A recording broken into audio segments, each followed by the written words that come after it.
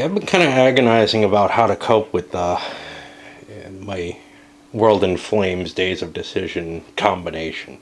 What I'm going to do here is, because I feel like I need to play both games a little bit, I decided I would play, an introductory type of game to Days of Decision 2. I'm still clipping my Russians. I'm almost done with them. Then I'll play Barbarossa and there's a suggested Pacific theater game. Now, that was the plan all along, although maybe not doing Days of Decision, which serves as a wrapper for World in Flames now. But since I haven't gotten my clipping done, I figured I'd do that. Now, whether or not I was going to video it was a big question. Because I'm really just tinkering around with the system. Of course, a lot of times that's pretty much all I'm doing anyway. It's a first look at a game. At least I've played the original Days of Decision, and this is completely different in many, many ways. And I've played 5th edition World in Flames, I think, 4th or 5th edition, quite a few times actually. But I do need to familiarize myself with the systems at hand. So I figured, doing what comes naturally, the thought of playing a game without videoing it is just so alien to me now that I'm going to try this. No promises it's going to be at all decent. No going back, no fixing anything. My decisions are going to be horrible because I'm completely unfamiliar with the political options and with the status display and how to play around with that. I'm really just trying to get a feel for the game so that I don't mess up my big game too much. Now, the cover of Days of Decision is kind of interesting for a first look.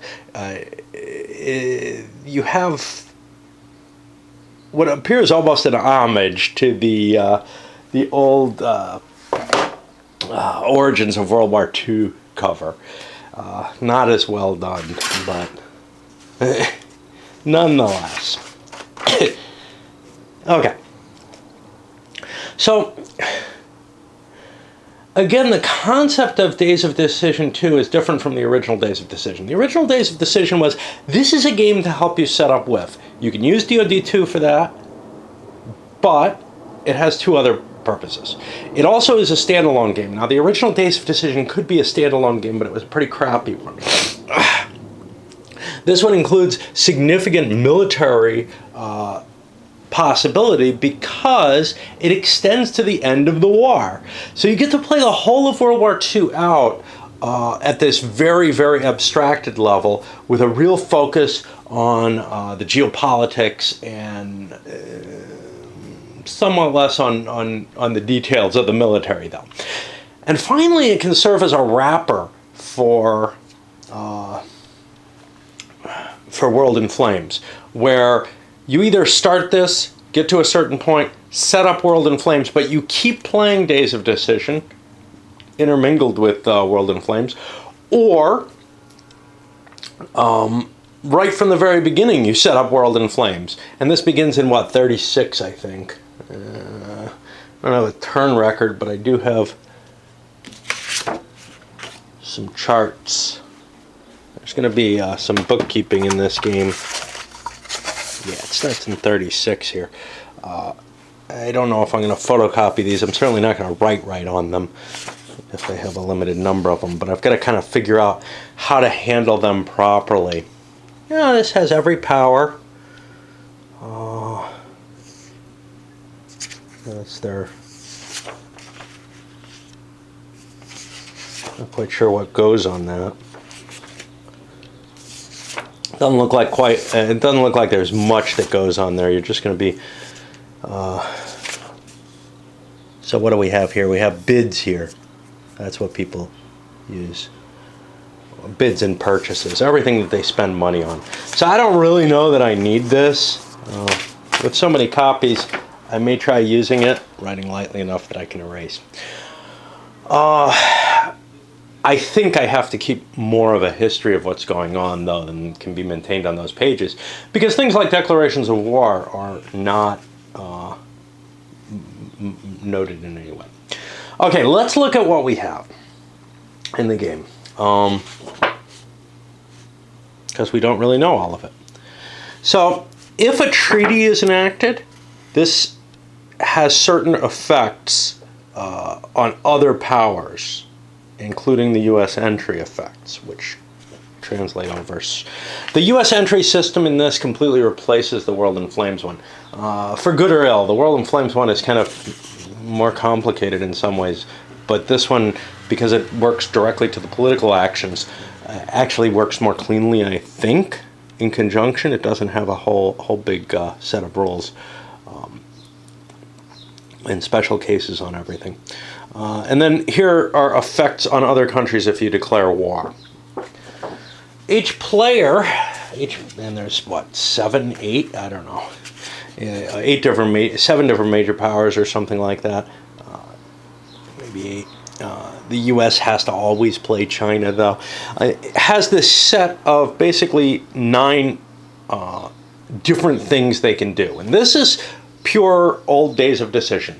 You had this list of little, of almost cards. I may want to photocopy them and put the card in. On the back, you have an explanation of, a deeper explanation of what they do. The Germans have more than anyone else, so their explanations are in the rules. And then you have things you can do, for example, unilaterally disarming. These have become more generic than they were in the world in the old days of decision one, as far as I can tell, in the sense that you can do some of these and mix them, and they have more options because you can direct them at a specific power. So if we look at the German ones or the Russian ones here, we don't see anything about, specific demands on Romania or anything like that. That's going to be handled through other means, I believe. Oh, wait, we have abducting Chiang Kai-shek. Oh, that's pretty damn specific. Okay. And each power has their own set of these.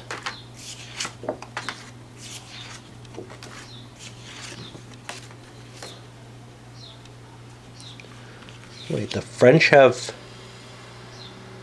Okay, the French can only do this if the Italians... What? IT6 played an initiative greater than an Italian.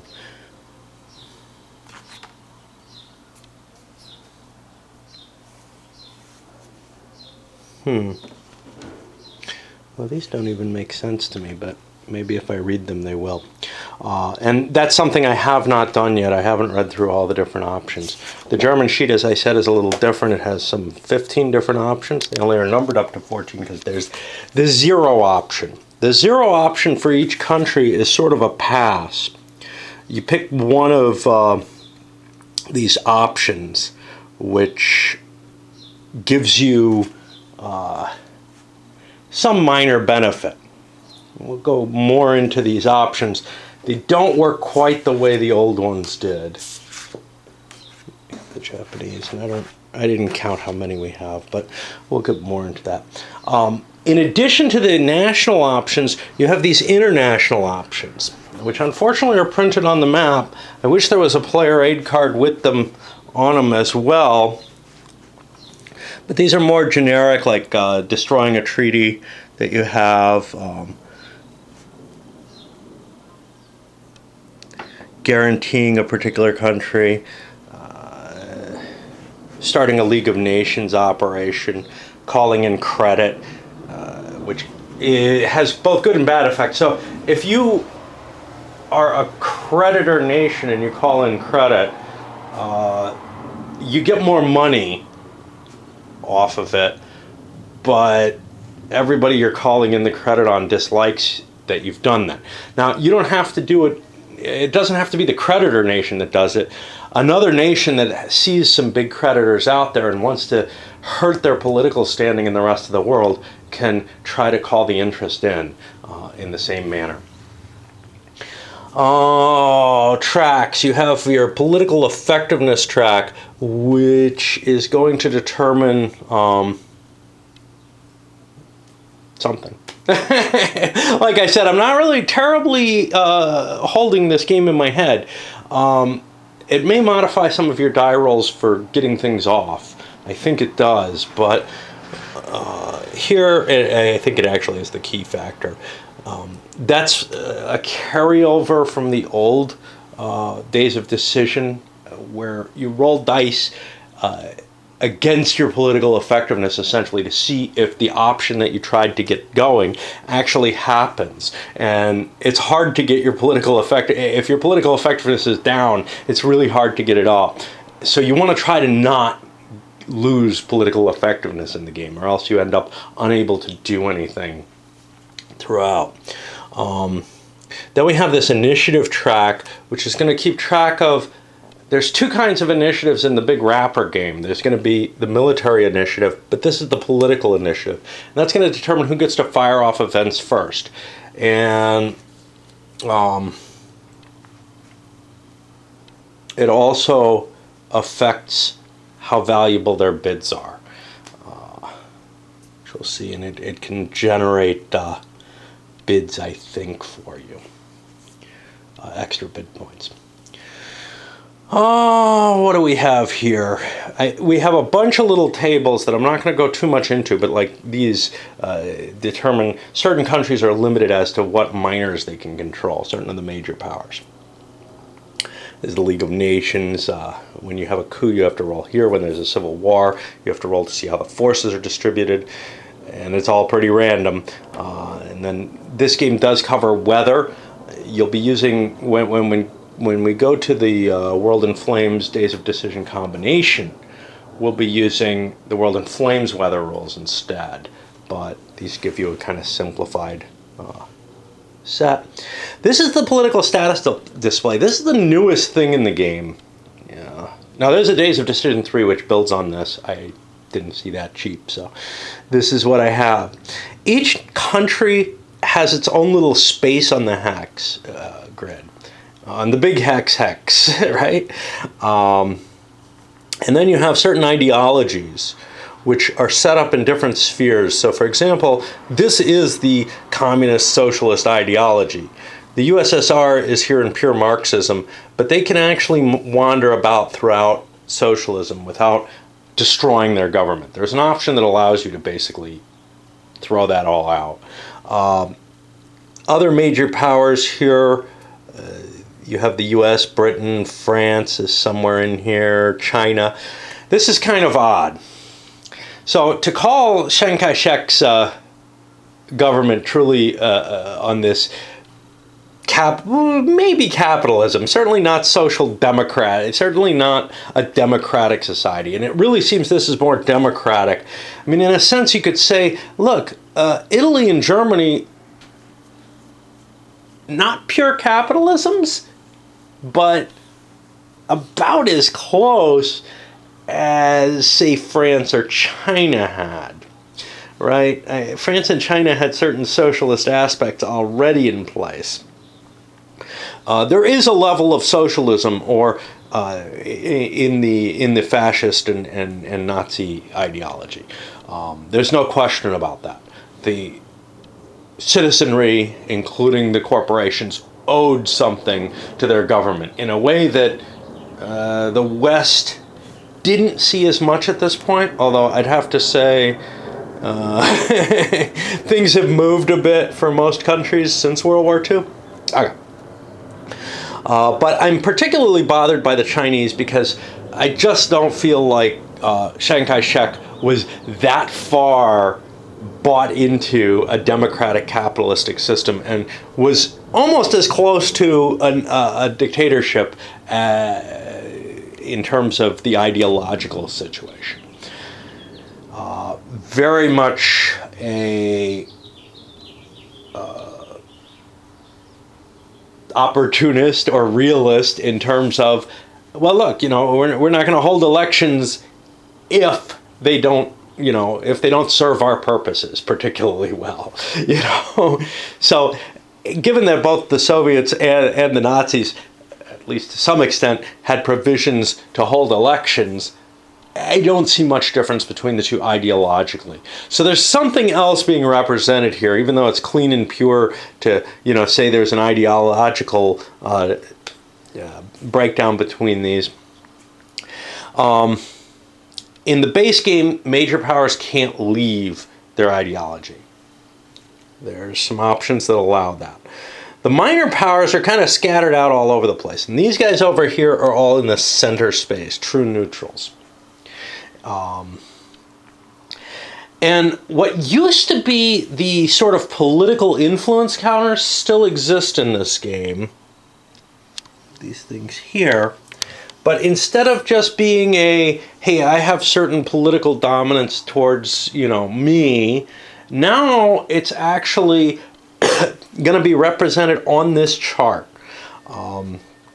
So politically moving things involves getting these counters and then triggering a move over on this chart.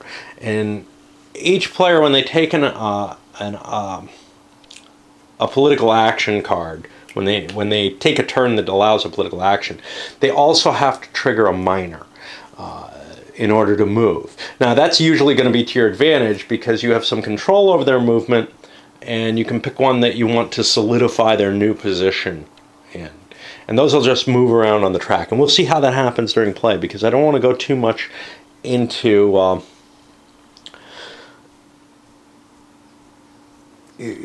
demonstrations or something. This is not meant to be this is meant to be an even less finished product than usual.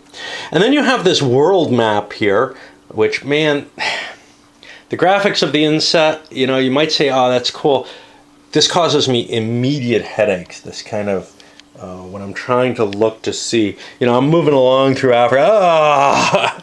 It's just really hideous to me. I understand the design idea of doing a cutout to blow things up, give me a little bit more room to see where the key action's going, but just the actual visual ergonomics of it don't work. And I have to say, Australian Design Group has done a lot of what I consider kind of bad component and design decisions. When we look at where the World in Flames map went, we're going to look at two different World in Flames maps. The old 5th edition one, and then the more modern, I guess, 2000 edition one. And they just made the new one so ugly on glossy paper, but I mean, with shiny mountains and all kind of weird crap. I got no idea what the intention was from it, but it's hideous. They have this tendency to use counters that are very slick, so they don't stack well. Well, this game says World in Flames where there should be a decent sized stacking in place. Really, really ultra slick. And in fact, there's a stiffness to the, I don't know what the term is, but basically to the layer of the counter. The center's got this stupid white core stuff. The outer layers are just like this stiff paper that's glued on. These are peeling worse than anything else I've seen that use the white core. I had this issue with when I played 7 Ages, where I was constantly having to glue and repair counters. Yeah, in every case, these are not brand new games that I picked up, but it's kind of annoying to have your pieces fall apart. That's something I never had happen with most of my, my old SPI stuff with the matte finish, and I see old OCS stuff. Man, it's holding together fine. So it is kind of disturbing. Now maybe these don't wear out as much as other gloss counters. I can't tell because my games that I've bought have all been kind of still on the counter sheet. They're unpunched, even if they're older games where the glue's kind of worn out. All right. So on this map, you have a number of things. You have resources available. These are cities, the little red blotches, along with the number of offensive points it takes to take the city. You also have factories. Some resources are oil resources. In DoD2, oil doesn't mean anything except as an option. It's a big deal in World in Flames, though. You also have setup values. So, for example, Liberia, if they come into a war situation, they have 2 army points, right? The Netherlands here has 2 army points and 8 boats down in Java. Up here, they have 3 army and 13 boats. For the major powers, which are set up on the game, those military forces are on the board. I'm not sure. I think it's possible for a minor to get involved in the war, end up out of the war again, and then end up totally neutral, not included in any power. And I guess they just automatically rebuild their forces, because the way the forces for the minors are handled in this game is that they just become part of that major powers force. So if you have an ally in Greece, you get the Greek army and navy with your major power forces. So that's a little weird there. You have this production multiple, which I think has an analog over in World in Flames, where you have to kind of gear up your production to get your full factory usage. And that's basically a number of resources that each of your factories can process. And hopefully this handles that. I believe it does. The rule book to this is horrible. I read things and I say, what the hell are they talking about? To a fair amount. Now, I think that's because Days of Decision 2 was such a big jump and it's a completely new game. But basically, there's a very low level of quality control in terms of new productions from ADG or whatever. So, it's one thing that worries me anytime I'm looking at a big jump of games. So, the WIF 5 is fairly stable. And then when I picked up, I don't know what it is. I guess it's a deluxe edition. It's really confusing. My whiff history in terms of buying things has been one of my maybe more complex situations. And one of the reasons I'm playing this is I want to be able to show WIF 5 before I go to the con, because I think I'm going to try to peddle my WIF 5. I have an extra expansion to Deluxe Edition, which works with WIF 5. It's not perfect, though. I would have bought it. That's what I would have bought if I had known I could just do that. That was a $15 expansion I found online. Instead, I spent like $35 for a mystery box of after having already bought WIF 5, which turned out to be WIF Final Edition. Well, the Deluxe Edition, actually, which includes a number of the expansions, but it didn't have the rules for any of the expansions. So I went online and looked to see, hey, can I get the rules electronically? I'm going to hate that. What the hell am I going to do? Well, the rules turned out I found the only thing that I found that had the rules was the full expansion pack. That was another $15. So now I'm like $50 out for Deluxe Edition, which isn't a bad price for it. Plus whatever I paid for the original here. And I'm going to see if I can sell this. I mean, I got a pretty good price on the Deluxe Edition without the rules. $50 total for it, I think, is a pretty good price even there. And I'm going to try to pass that on with the WIF 5 and the expansion, but without the expansion rules. They are available online, but you know me. Actually, I'm playing with an older version of the rules than is online. There's significant changes, but I'm good with that because I'm not gonna deal with an electronic version. Anyway, wow, we diverted there.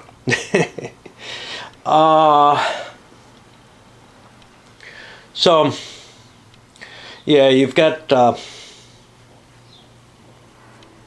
Well, let's go over the sequence of play and try to capture the feel of it. I'm not going to try to go into too much detail, but just trust me, these rules had some real problems with them.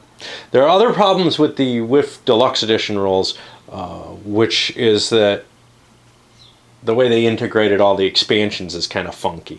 But at least I feel like I got a pretty good idea of what the game was about. Here, I would read and reread a rule and not be sure what the hell they're talking about. Okay, so one of the things is, in the base game, your goal is to win with your ideology. You have to get the best percentage, basically. Well, not the best percentage. The best point comparison between all the fascist major powers, all the democratic major powers, and the one socialist major power. So you have base points that your faction has to reach. So the fascists need to reach 35, the Democrats 45, Russia 15. And how far you're off that is gonna, for your ideology, is gonna determine which ideology wins. So if you're positive and no one, sorry about that. If you're positive and no one else is, your ideology wins, if your ideology is positive. Then within your ideology, you do another competition for who did the best within that ideology. And there really aren't any tiebreakers, you know. A tie does mean a tie, pretty much, I believe.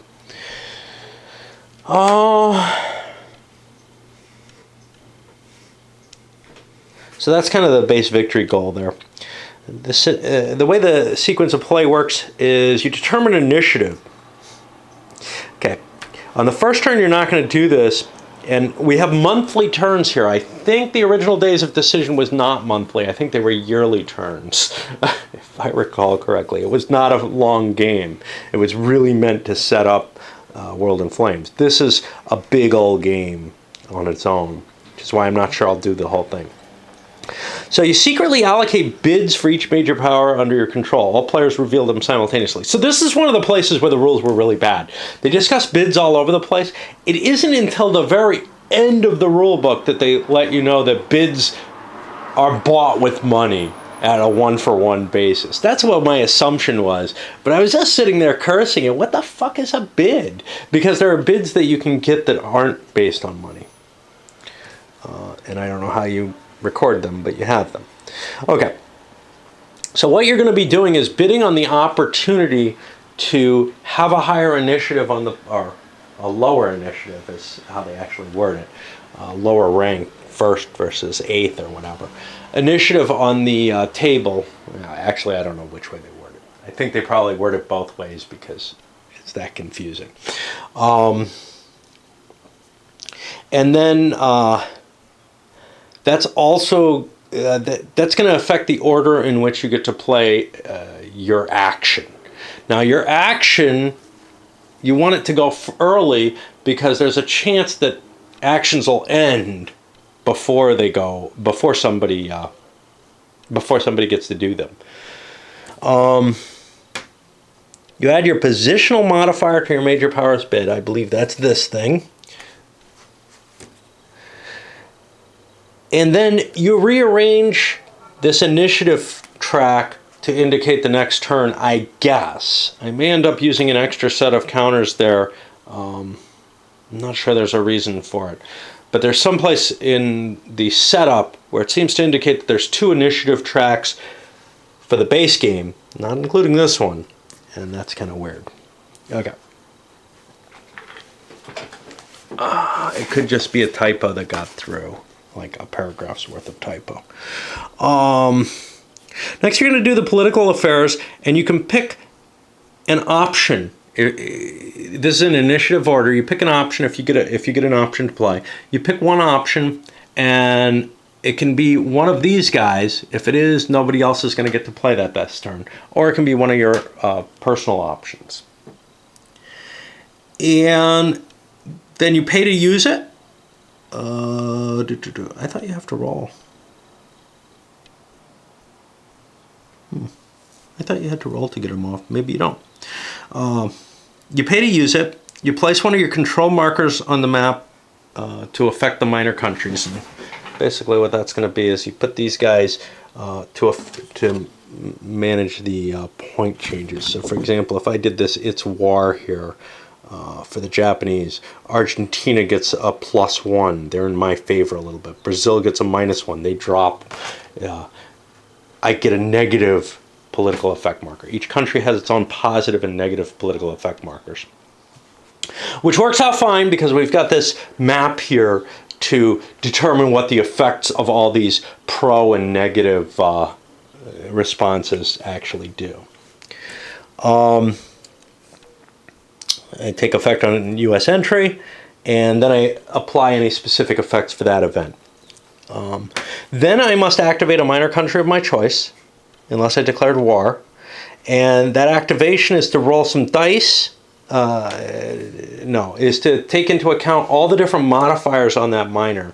And I move it around on here. According to rules, minuses are moving away from a country, pluses are moving towards. It's easiest to move through the neutral zone or through territory that is, there's sort of a gravity to these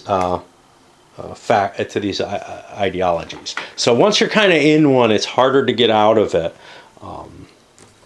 in general. Although the way this works, certain effects may allow you to pull out of the ideology without as much effort as you might think, which is why it's important that you choose, that you get to choose the order of how they're resolved. Then you roll dice to see if the political affairs phase ends, and if that phase hasn't ended, and you didn't have multiple bids, we'll talk about those in a bit maybe, then the next person gets to go. Now, if somebody didn't bid, let's say Russia on down didn't put any bids, they go to the bottom of the pack no matter what their modifiers, etc. add up to. And they will not get to play an action or activate a minor or any of that. They get none of the political activity. So you usually want to play a bid, but there are advantages to not getting to your bid. You get some extra bid points for next turn, which is here. If you did not get to choose an option this turn, you get bid points equal to your current modified political effectiveness. So here's your political effectiveness. It's modified by the naval treaty. As far as I know, that's the only thing that modifies it. So Germany doesn't have enough boats at the beginning of the game, so their political effectiveness is actually only a 4 instead of the 5 that it's sitting at. There may be other modifiers I'm not aware of. Then we roll the weather. The weather will be rolled early at a different point in the turn, with World in Flames in play. Okay. Then we hit military affairs. In reverse initiative order, each major power can move its naval points. It's important that it's reverse because you don't fight during this phase. You just shift your boats around. Then, after everybody's done their movement, then you resolve in reverse initiative order any naval combats you want to call out for that. Combat in this game is a strict bidding of points with a neat little algorithm in play to determine how much damage is done. It's completely deterministic. Obviously not the case in WIF. And then you do the same with armies, except you're going to be attacking across borders. And the goal with armies is to cause successful offensive points, where you'll sort of capture the territory over time as you succeed in your attacks. And that's also done deterministically as a ratio of losses, essentially. Then you're going to get your production, and you can buy bid points, army points, and navy points. The bid points for next turn, the army and navy just show up on the map immediately. And you're allowed to spend into a credit limit. So everybody starts with positive money except for China, who starts with nothing. But everybody also has a limit to which they can put their credit down to. And if they are owing money, well, there's a chance they may have to pay interest depending on options picked.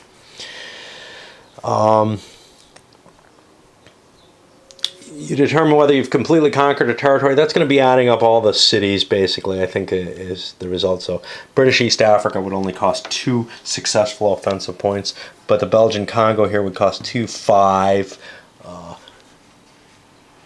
France, I'd have to find all the cities in France, so I'd have to move all the pieces out of France to show you. But Spain here, it would be 4, 6, 7, 8, 9, 10, 11 to capture Spain. And you kind of get the idea that, gee, that's not gonna, that's not a huge number, you know. Well, Moscow's worth 20 here, Leningrad's worth 19. It's not easy to conquer all of Russia. For partial conquest, if that's, you know, something you want to translate over, it's possible to move from this system to the WIF system even while wars are in effect. You probably don't want to do it partway through the Great War, though. And then you check to see if the game has ended. If not, the naval units go back to base and the next turn starts. I'm going to pause here. I may be done. But I need a rest no matter what, and I may come back and describe things in a little bit more detail.